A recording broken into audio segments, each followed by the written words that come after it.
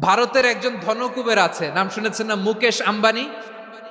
ওনার স্ত্রী নীতা আম্বানি, আমি একটা নিউজে দেখলাম যে তিনি গোল্ড ওয়াটার খেয়েছেন। এক বোতল গোল্ড ওয়াটারের দাম মোস্ট লাইকলি $60,000, $60,000 এক বোতল গোল্ড ওয়াটার। কেন? এটা খেলে বার্ধক্যের ছাপ নাকি চেহারায় লাগে না। কিন্তু মানুষ যতই বয়স ধরে রাখতে চাক, এ দুনিয়ার জামিনে সে কি তার বয়স লুকাতে পারে? আমার কলিজা টুকরা সিলেট, আওয়াজ করে বলেন, এই দুনিয়ার জীবনে বয়সকে ধরে রাখা যাবে? আপনি অমর হবেন জান্নাতে, চির সুস্থ হবেন জান্নাতে।